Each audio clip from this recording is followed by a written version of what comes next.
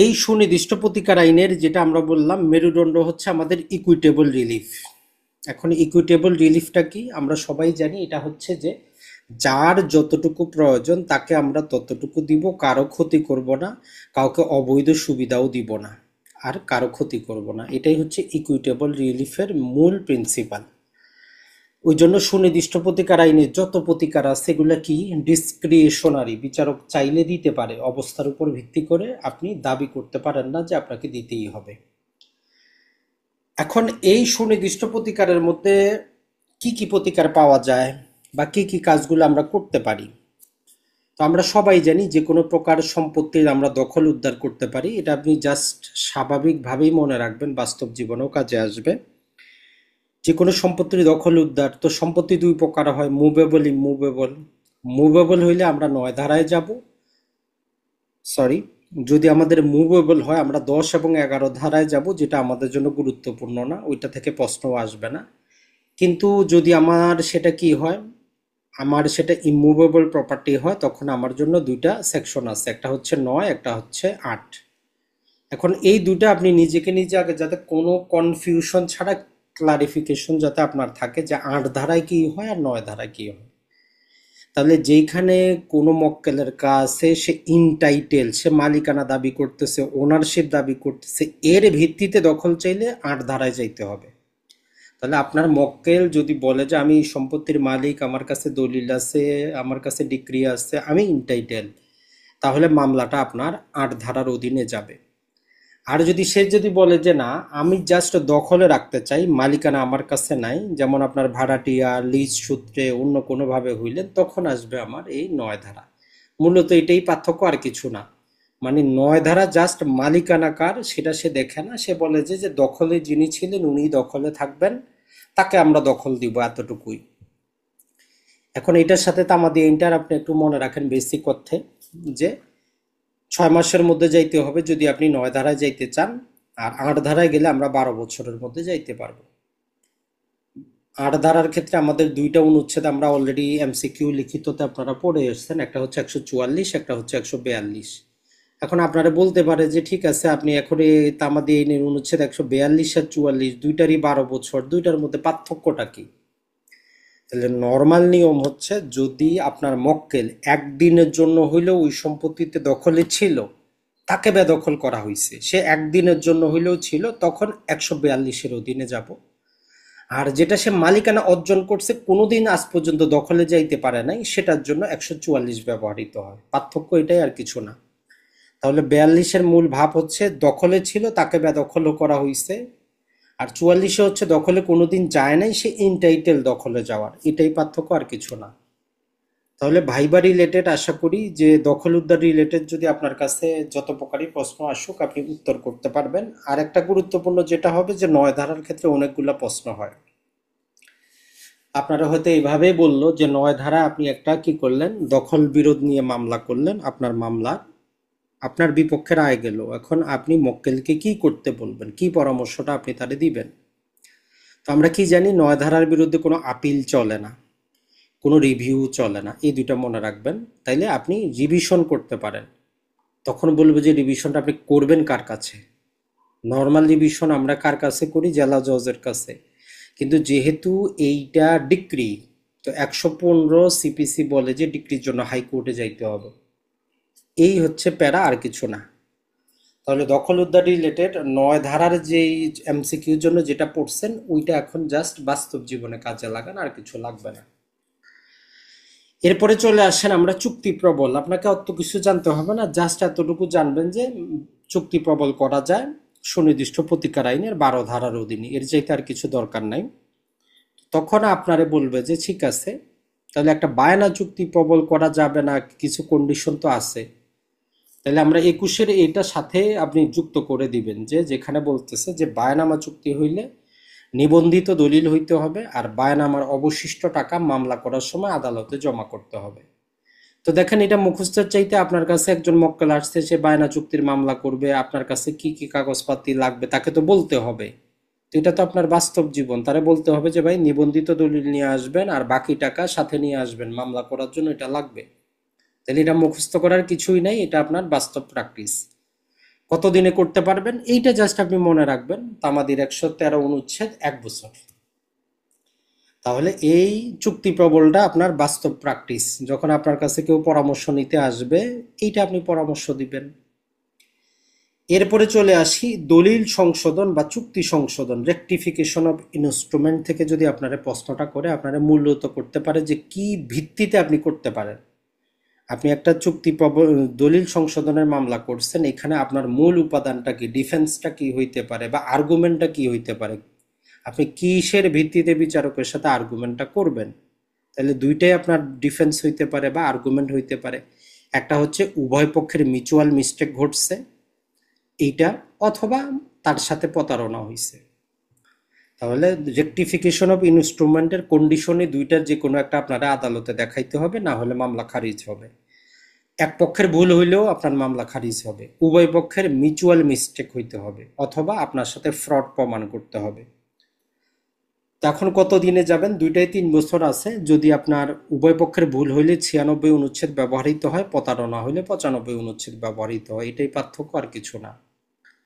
এরপরে ধরেন যে কোনো চুক্তি রদ বা বাতিল, এটা থেকে যদি আপনার কাছে এমসিকিউটা করে, এটা তো করবে না, এটা সরাসরি আপনারে বলবে যে বাতিলযোগ্য চুক্তি কাকে বলে, চুক্তি কাকে বলে। এখন আপনার দৌড়াইতে হবে চুক্তি আইনের অধীনে। তাহলে নর্মালি আমরা জানি কি একটা চুক্তির জন্য 3টা কন্ডিশন অবশ্যই বাধ্যতামূলক। একটা হচ্ছে 18 বছর বেশি হইতে হবে, মানে সাবালক হইতে হবে চুক্তি করার জন্য। 2 নম্বরে যেটা হচ্ছে যে চুক্তি আইন যেটা বলে যে আপনি সুস্থ থাকতে হবে, আপনি পাগল হইলে চলবে না, আর আইনগতভাবে দেউলিয়া ঘোষিত হইতে পারবেন না। এই 3টা কন্ডিশন যদি ফুলফিল না করে ওই চুক্তি কোনো চুক্তিই না।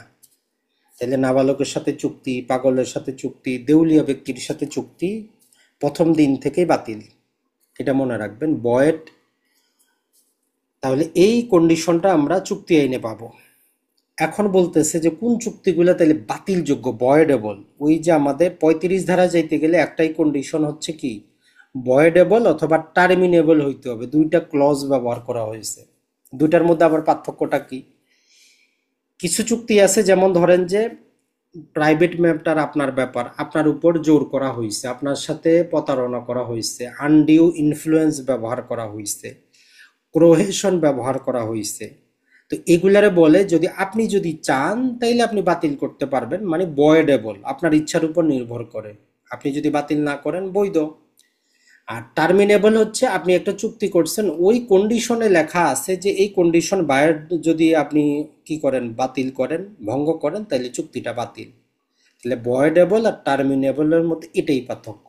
চুক্তিতে যদি কোনো কন্ডিশন থাকে, কন্ডিশন যদি আপনি ভঙ্গ করেন, যদি ওই চুক্তি বাতিল হবে বলা থাকে, সেইটার ক্ষেত্রে হচ্ছে টার্মিনেবল। তাহলে চুক্তি রদ বা চুক্তি বাতিলের ক্ষেত্রে আমরা ওই আগে চুক্তি আইনটা একটু বুঝবো, চুক্তি কাকে বলে, বৈধ চুক্তি আর কোনটা বাতিলযোগ্য চুক্তি। তো এটার ক্ষেত্রে আমাদের 114 অনুচ্ছেদ ব্যবহৃত হবে তামাদি আইনের, এটা জাস্ট একটু মনে রাখবেন। 1 বছর সময়সীমা আমরা পাবো। আর 3টা উপাদান দেওয়া আছে, যে 3টার যে কোনো একটা হইতে পারে। একটা হচ্ছে ওই যে চুক্তিটা বাতিলযোগ্য চুক্তি হইতে হবে, অথবা ভয়েড টার্মিনেবল চুক্তি হইতে পারে, অথবা সেখানে বিবাদীর দোষ বেশি দেখাইতে হবে, বাদীর চাইতে বিবাদীর দোষ বেশি। আরেকটা হচ্ছে যে আদালতে যদি কেউ চুক্তি প্রবলের মামলা করে, তার পক্ষে রায় দেওয়ার পরেও সে টাকা পয়সা জমা না করে, তখন আদালত ওই চুক্তিটা বাতিল করে দিতে পারে। তাহলে 35 থেকে এই কয়টা শব্দই আপনার জন্য যথেষ্ট। এরপরে চলে আসি আমরা ক্যান্সেলেশন অফ ইনস্ট্রুমেন্ট। তো দলিল বাতিল, তো নর্মালি মনে রাখবেন দলিল দুই ভাবে বাতিল হয়, মানে দুইটা ধারা আছে দলিল বাতিলের। আপনি কি টোটাল কমপ্লিট দলিলটা বাতিল চান, না আংশিক বাতিল চান? যেমন ধরেন যে আপনার জমি করিম সাহেব জাল দলিল করে বিক্রি করে দিচ্ছে, তো আপনি সম্পূর্ণ দলিল বাতিল চাবেন। এখন আপনার ভাই তার জমির সাথে আপনার জমিও বিক্রি করে দিচ্ছে, তো এই ক্ষেত্রে আপনি সম্পূর্ণ দলিল বাতিলের মামলা করলে মামলাটা আপনার খারিজ হওয়ার সম্ভাবনা আছে, কারণ তার ভাইয়ের অংশটা তো বৈধ, আপনার অংশ না অবৈধ। তো এই জন্য 40 ধারা, 2টা ধারা ব্যবহৃত হয়। 39-এ হচ্ছে আংশিক আমাদের, 39-এ হচ্ছে আমাদের সম্পূর্ণ, আর 40-এ হচ্ছে আমাদের আংশিক।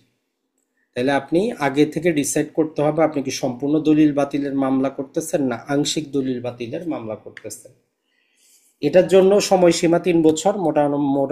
মোটামুটি যদি আমরা বলি 91 এবং 92 অনুচ্ছেদ ব্যবহৃত হয় তামাদি আইনের। এটা প্রয়োজনে আপনি নিজের মতো করে আবার আরো ছোট্ট করে সাজিয়ে নেবেন, যেটা আপনার বাস্তব প্র্যাকটিসেও কাজে আসবে দেওয়ানি মামলার জন্য। সিনিয়রের পিছনে আপনার দৌড়াইতে হবে না। এরপরে ডিক্লারেশন বা ঘোষণামূলক মামলা। এইটা থেকে নর্মালি বেশি এমসিকিউতে জিজ্ঞেস করে, খুবই সহজ, যে ডিক্লারেটরি স্যুট বলতে আপনি কি বুঝেন, ডিক্লারেটরি স্যুটের সময়সীমা কতদিন, কি কি কারণে ডিক্লারেটরি স্যুট করা হয়, সাবসিকুয়েন্ট প্রতিকার পাওয়া যায় কিনা। প্রতিটাই এক একটা আপনার কিন্তু ভাইবার প্রশ্ন, বা আমরা বলতে পারি যে এমসিকিউতেও এরকম থাকতে পারে। তাহলে এই যে 42 ধারা আমাদের সুনির্দিষ্ট প্রতিকার আইনে বলে, যদি আপনার কোনো লিগ্যাল ক্যারেক্টার থাকে, আইনগত কোনো চরিত্র থাকে, যেমন আপনি রহিম সাহেব, ন্যাশনাল আইডি কার্ড আছে আপনার, পাসপোর্ট আছে আপনার, আপনি একটা ভার্সিটির টিচার, আপনার একটা সেখানে আইনগত ক্যারেক্টার তৈরি হয়েছে, এখন কেউ সেটা অস্বীকার করতেছে, তাহলে আপনার কোনো লিগ্যাল ক্যারেক্টার কেউ অস্বীকার করলে আপনি ডিক্লারেশন চাইতে পারেন একটা। অথবা আপনার কোনো সম্পত্তি, প্রপার্টি, যেটা আপনার নিয়ন্ত্রণে আছে, আপনার দখলে আছে, কিন্তু আরেকজন এসে সেখানে বাধা দিচ্ছে, দাবি করতেছে, তখন আপনি তাকে বিবাদী করে ডিক্লারেশন চাইতে পারেন।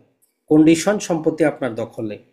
তো এই জন্য বলে যে 42 ধারাটা হচ্ছে আমার ডিক্লারেটরি স্যুটের অন্তর্ভুক্ত। স্যুট হচ্ছে 2 প্রকার, একটা হচ্ছে ডিক্লারেটরি আর একটা হচ্ছে এক্সিকিউটরি, সরি ডিক্রিটা হচ্ছে আমাদের 2 প্রকার। মানে যেই ডিক্রি শুধু ঘোষণা দিলেই চলে, সাবসিকুয়েন্ট কোনো প্রতিকার লাগে না, ওইটাকে বলে যে ডিক্লারেটরি ডিক্রি। আর যেটার জন্য এক্সিকিউশন প্রয়োজন সেটাকে বলে যে এক্সিকিউটরি ডিক্রি। তো 42 ধারাটাই শুধু আমরা একটাই পাচ্ছি, ডিক্লারেটরি। এখানে কোনো সাবসিকুয়েন্ট প্রতিকার পাবেন না, চাইলে মামলা খারিজ হবে। যেমন আপনি কি করলেন, দখল উদ্ধার মামলা করলেন, জমি আপনার দখলে নেই, আপনি 42 ধারায় ঘোষণা চাচ্ছেন, দলিলপত্র দেখাচ্ছেন যে জমি আমার, আদালত ডিক্লেয়ার করে দেবে। বিবাদী আইসা যখনই বলবে যে স্যার ওনার তো জমি দখলে নাই, আপনার মামলা তখনই খারিজ, কারণ আপনি সাবসিকুয়েন্ট প্রতিকারের ধারা এটা না। সাবসিকুয়েন্ট প্রতিকার চাইলে আপনারা 8 ধারায় মামলা করতে হবে। তাহলে আপনি কোন ধারায় কখন মামলা করবেন, এটা মামলা করার আগেই আপনারা বুঝতে হবে যে বিবাদী আপনার কাউন্টারটা কি করবে। তাহলে বিবাদীর আইনজীবী এসে কিছুই বলবে না, সে মামলার কোনো ডিফেন্সই নিবে না, বলবে যে বাদীর আইন, যে আইনে মামলাটা করা হয়েছে ওই আইনটাই, মানে ওই মামলাটা উপযুক্ত আইনে করা হয় নাই। এটা অর্ডার 7 রুল 11 খারিজ হবে। অর্ডার 7 রুল 11 এটা খারিজ করে দেবে। তো আপনার দায়িত্ব এটাই, আপনি জাস্ট যিনি বাদী মামলা করলো বিবাদী হিসেবে ভুলটা ধরবেন শুধু, টোটাল মামলা লড়ার আপনার দরকার নাই, রাম কাহিনী আপনার ডিফেন্স করতে হবে না। তাহলে আপনি 42 ধারায় নর্মালি আপনি যে কোনো ডিক্লারেশন চাবেন, এতটুকুই কাজ। সাবসিকুয়েন্ট প্রতিকার চাইলে 42 ধারা না। এটা তামাদি, নির্দিষ্ট কোনো তামাদি দেওয়া নাই, তো এর জন্য আমরা তামাদি আইনের 120 অনুচ্ছেদ ব্যবহার করি। তো সেই অনুযায়ী 6 বছরের আমরা একটা টাইম হরাইজনটা পাই। আর সর্বশেষ হচ্ছে যে রিসিভার নিয়োগ। তো এটারে রিসিভার নিয়োগটা নর্মালি যেটা হয় সেটা হচ্ছে যে সিপিসির অধীনে 40 নম্বরের অধীনে হয়ে থাকে। তো এটা হচ্ছে যে এটা কখন হইতে পারে, মামলা চলাকালীন হইতে পারে, মামলার রায়ের পরে হইতে পারে, এক্সিকিউশনের পরেও হইতে পারে। তাহলে রিসিভার বা তত্ত্বাবধায়ক নিয়োগ যেটা আছে এটা যে কোনো সময় হইতে পারে, মামলা চলার সময়, রায়ের পরে, ডিক্রি এক্সিকিউশনের পরেও রিসিভার নিয়োগ হইতে পারে, আদালতের ডিসক্রিশনারি পাওয়ার। তাহলে সুনির্দিষ্ট প্রতিকার আইনের এই 7টা প্রতিকার আপনার বাস্তব জীবনে যেমন কাজে আসবে, ভাইভাতেও কাজে আসবে, এমসিকিউতেও কাজে আসবে। এটাই হচ্ছে সুনির্দিষ্ট প্রতিকার আইনের মেরুদণ্ড। তো এটারে বলে যে স্পেসিফিক পারফরমেন্স। আরেকটা পার্ট আছে প্রিভেন্টিভ, যে আপনার রিলিফ।